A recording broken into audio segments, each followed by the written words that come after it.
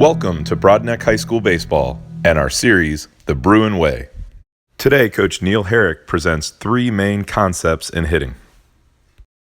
Hitting, probably the most difficult thing to do in any sport is to hit a round baseball with a round bat.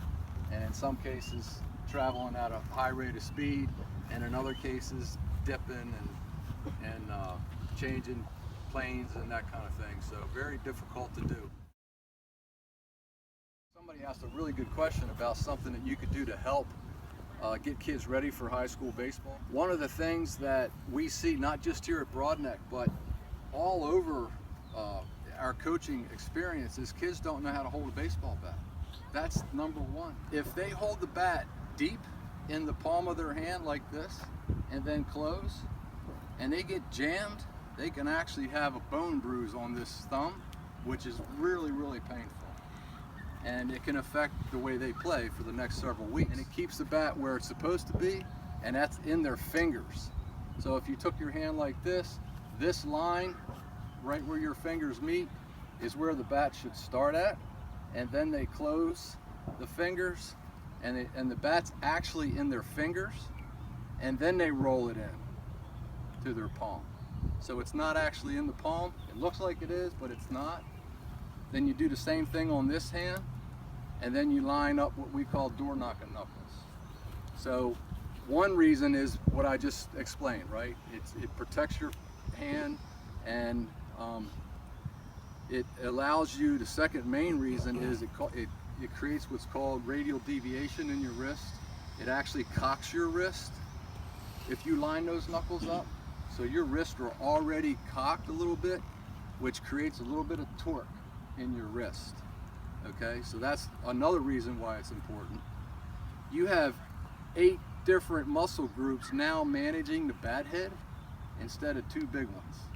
If it's back in here, you have 8 different ones individually that are working to manage the bat head and get it into the zone.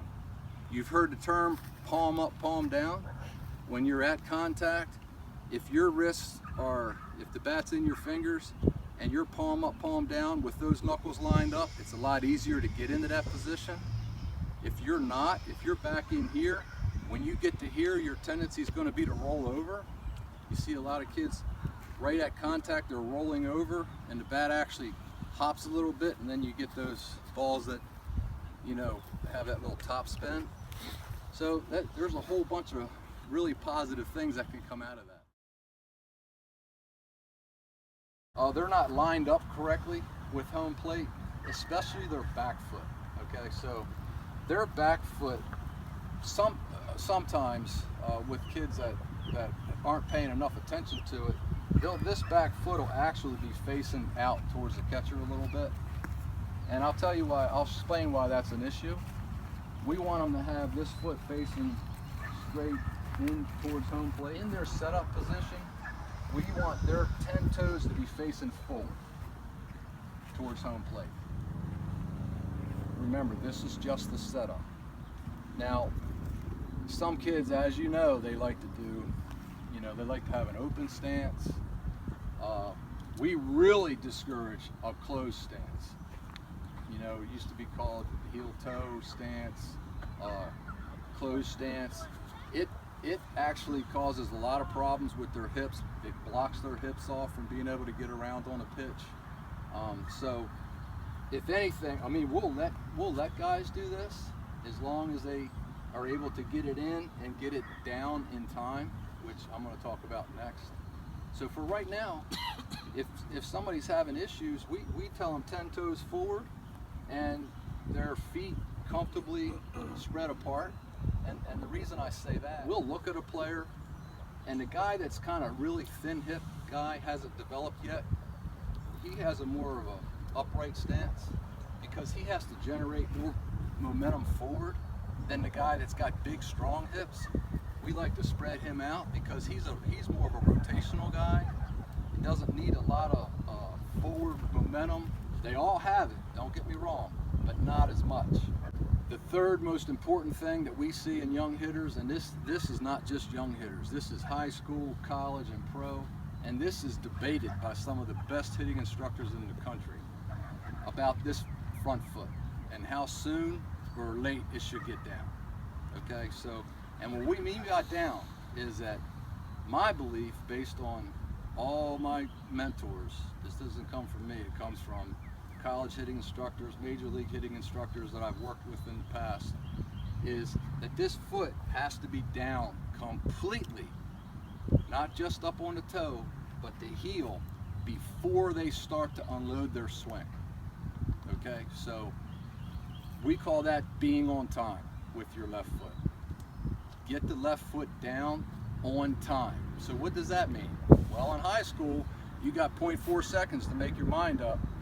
That's the amount of time that that ball leaves his hand and gets to home plate. If it's like an 85, 90 mile an hour fastball, 0.2 of that, you're deciding whether or not you're going to swing. The other 0.2, you're executing your swing.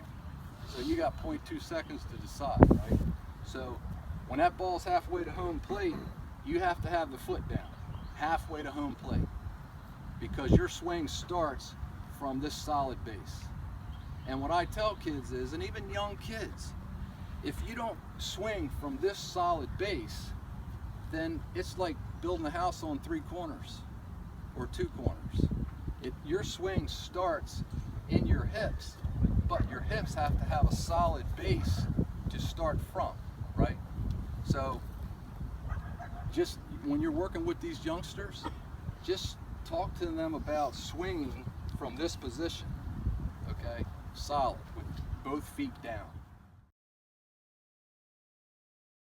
I can tell you that a real common problem with a little guy is he's going to land like here, or he's going to land open, or he's going to land on his foot and his heel's going to be off the ground. Those are all real common problems for little guys. But like I said, we want them to land with their heel down, and it's better to be too early with the front foot getting down than too late. Because if you're late getting the foot down, then your body freaks out. Your body says, you fool, you got us down late, now I got to do anything I can to get the bat head to the ball, and all your training mechanics go right out the window. That's where you see guys do all kinds of weird things, right? But if they're down, then all their training kicks in, because they've established a good base, and they're going to start from that position, and they can repeat it every single time. So that's really important. All right, so here's how where it gets complicated for the more advanced guys. Ideally, you want the left foot to land slightly open. Okay, when it's down, it should be no more than 30 degrees open. Okay, that's important to allow their hips to be able to rotate, right, when they swing. However, a common problem you're going to see if you tell kids to land with that foot open is when they land, the knee's going to go with the foot, right? The hip is going to go with the knee. Their shoulder's going to go with the hip. Do you understand? So now they're landing and their shoulder's wide open, and that's not good, right? So ideally, they want to land and they want to stay square with their hips, their shoulders, and their knees.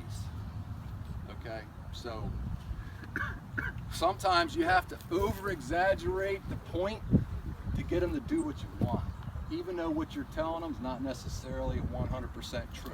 And here's what I mean by that. So if say they're like this, and they land, if they're a guy that lands like this all the time, I tell them to land square. Even though that's not necessarily what you want, 9 times out of 10, when he starts landing like this, he's going to end up like this, and that's exactly where we want him. You understand? So you got to kind of tell them something that's a little bit beyond to get them to negotiate with you sometimes. But ideally, this is what you want. You want them to be a little bit open, because the swing starts from this solid base, and it actually is initiated by your hips and your knee, not your hands. Okay, so it's here, and they start to rotate through like this, and the hand should actually stay back, and it creates this rubber band across your torso. Okay, So if you're here like this and you snap those hips, then you're creating torque across here, and then when you start your hands, you're creating bat speed. And bat speed is very important.